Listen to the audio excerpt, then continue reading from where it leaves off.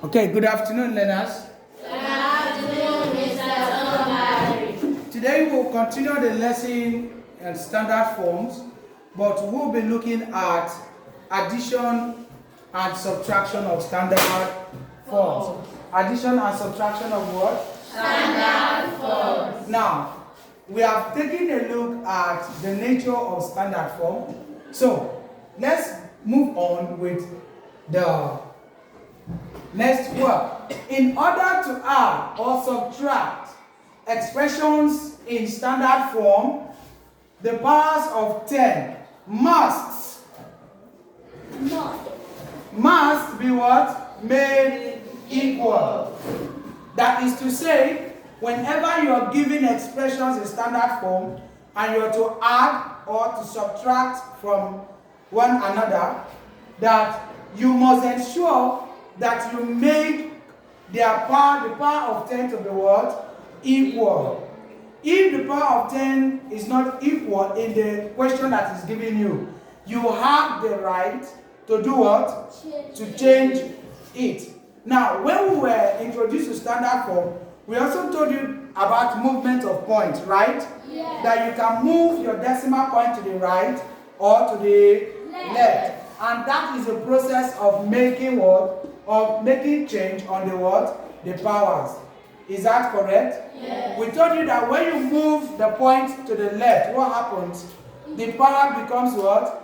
Positive. And when you move to the right, the power becomes what? Negative. Okay, now let's take a look at this example. Add 6.04 times 10 raised to power 8 plus 2.63 times 10 raised to power what? 7.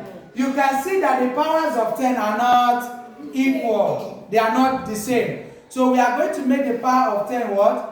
The same. Now, if we move, now make the power equal by moving the decimal point in the second 10 to the what? Left. Now, if we move to the right, what will happen? It will become minus, and this power will do what? Reduce. But we want to make it to what? To 8.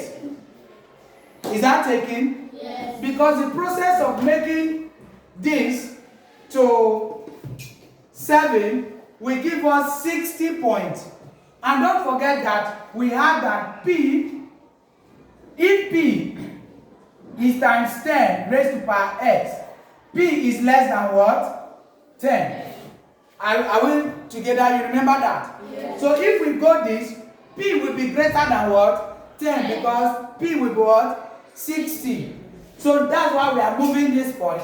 So if we are moving this point, if we move to this side, this will be negative. So we have to move to this side. That is why when we came here, look at it, the point is behind 2, but we are moving the point forward. And 2 is the first non-zero number. Is that taken? Yes. So if the point comes before 2, the number that comes before 2 will be what? 0. That is why this 0 is there. Because there is no non-zero number before 2. So in front of 2 will be what? 0. So keeping the exponentials, which is the times 10 raised to the power, separate, we can now add the numbers, which are 6.04 plus 0.263. When you add them, you have 6.303. Then times 10 raised to the power 8. Is that taken? Yes. Any question? Yes. Yes, please ask your question. So how did you get that 0.263? 0.263, how we got it is by moving the decimal point. Now, take.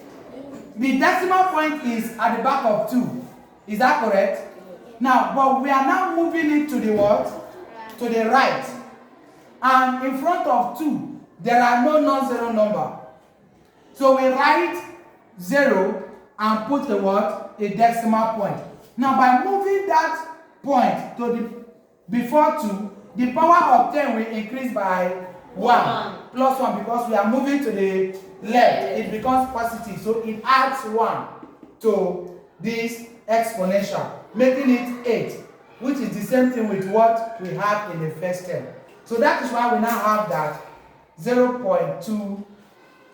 We now have it to be 0.2. So that's why we got 0.2. Any further question? Okay. So the answer becomes this. The second example follows the same method.